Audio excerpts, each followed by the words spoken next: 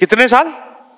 300 سال تک ٹھہرے رہے اور انہوں نے اس پر 9 سال زیادہ کیے، یعنی ٹوٹل دورانیہ تقریباً 309 سال کا بنتا ہے۔ اب اس کی پوری وضاحت آپ سورہ کہف پڑھیں گے تو اس کی ترجمہ بھی پڑھ لیے گا، تشریح بھی پڑھ لیے گا، وہاں مل جائے گی۔ اس کا خلاصہ یہ ہے کہ جو 309 سال وہاں رہے تو 309 سال تک سوتے رہے۔ اب 309 سال تک جو سوتے رہے تو قرآن نے باقاعدہ اس کی وضاحت کی ہے کہ جب سورج نکلتا تھا تو وہ نکلتا اس اینگل سے تھا کہ اس کی جو غار کا دروازہ تھا اس میں روشنی نہ جائے، اور اسی طرح جب غروب ہوتا تھا تو غروب ہوتے وقت بھی اس کا ایک خاص رخ ہوا کرتا تھا کہ وہ غار کے اندر ایسی روشنی داخل نہ ہو جائے جس سے ان کی آنکھیں کھل جائیں۔ ان کے غار کے دروازے کے اوپر آپ نے مشہور سنا ہوگا اصحاب کہف کا کتا، وہ بیٹھا ہوتا تھا اور اس انداز میں بیٹھا ہوتا تھا کہ اس کا رخ غار کے باہر ہوتا تھا، یعنی منہ غار کے باہر ہوتا تھا، ہاتھ پھیلے ہوتے تھے اور پیچھے کمر ہوتی تھی اور اس کے پیچھے اصحاب کہف ہوتے تھے، وہ سو رہے ہیں، اور 309 سال تک وہ کتا بھی سوتا رہا۔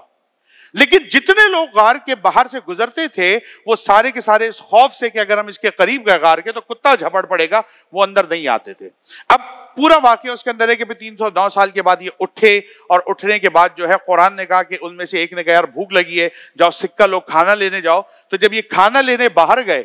تو ان کو پتہ لگا کہ اس سکے کا استعمال تو کئی صدیاں پہلے ہوا کرتا تھا، کئی صدیاں پہلے ہوا کرتا تھا۔ تو لوگوں میں یہ بات مشہور ہونے لگی کہ یہ تمہارے پاس سکہ کہاں سے آ گیا؟ اور پھر انہوں نے کہا بھائی ہم تو کل سوئے تھے اور ہم نے تو فقط رات گزاری ہے، کچھ لمحے گزارے، تم ہم سے کیسی باتیں کر رہا ہو؟ بہرحال اس کے بعد یہ راز ان کے اوپر کھلا کہ ان کو سوئے ہوئے صدیاں بیت گئیں، اور قرآن نے اس کا تعین کیا کہ وہ صدیاں 3 صدیاں تھی، یعنی 300 سال یہ سوتے رہے، بلکہ 309 سال، اور اللہ رب العزت نے ان کے جسم کو سالم بھی رکھا،